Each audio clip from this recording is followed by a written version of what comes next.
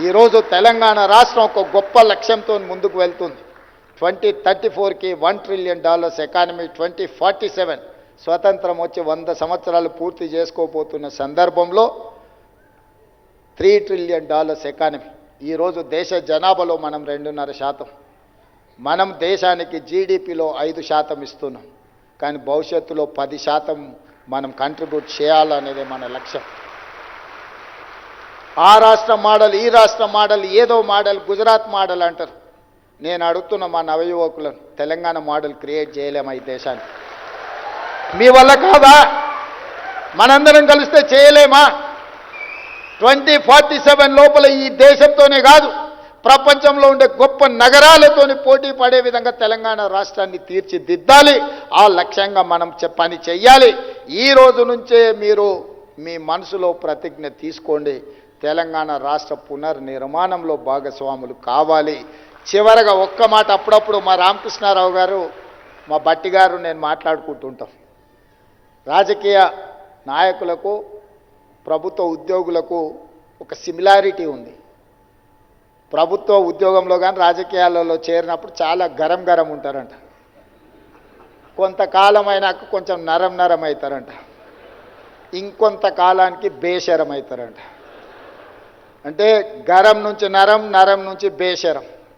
ఇది పరిణామ క్రమం జరుగుతూ ఉంటుంది అని ఒక నానుడి ఉంది. ఈ నానుడికి ఇది తప్పు అని నిరూపించే బాధ్యత మీ దగ్గర ఉంది అని నేను భావిస్తున్నా. మీరందరూ కూడా ఖచ్చితంగా తెలంగాణ ఉడుకు రక్తాన్ని ప్రదర్శించి తెలంగాణ భవిష్యత్తు నిర్మాణానికి మీరు సహకరించాలి. పేదవాడు, నిస్సహాయుడు నీ దగ్గరకు వచ్చినప్పుడు సహాయం చేసేటప్పుడు మీ కళ్ళల్లో మీ తల్లిదండ్రులు గుర్తు రావాలి. మీ తల్లిదండ్రులు 90% ఇక్కడ ఉన్నవాళ్ళు పేదరికం నుంచే, మారుమూల ప్రాంతాల నుంచో, గ్రామీణ ప్రాంతాల నుంచి వచ్చారు. రేపటి నుంచి మీరు అధికారులు కాబోతున్నారు, ఆఫీసర్స్ కాబోతున్నారు. నిన్నటి వరకు మీరు నిరుద్యోగ యువకులు, గ్రామీణ ప్రాంతాలలో ఉండే సామాన్యమైన కుటుంబ సభ్యులు. కానీ ఈ రోజు నుంచి తెలంగాణ రాష్ట్రాన్ని నడిపించే యంత్రాంగం, అధికారులు, ఆఫీసర్స్. ఈ రోజు నుంచి మీ టైటిల్ ఆఫీసర్. ఈ ఆఫీసర్ అనే పదానికి ఎంతో ఇంటెన్సిటీ ఉంది, ఎంతో బలం ఉంది.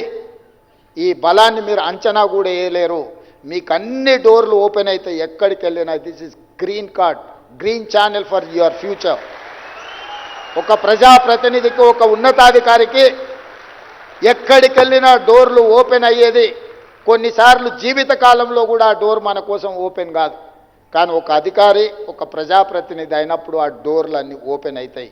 ఇంత గొప్ప అవకాశం మాకొచ్చింది, మీకొచ్చింది. మీరు మేము కలిసి తెలంగాణ నిర్మాణంలో భాగస్వాములం అవుదామని తెలియజేస్తూ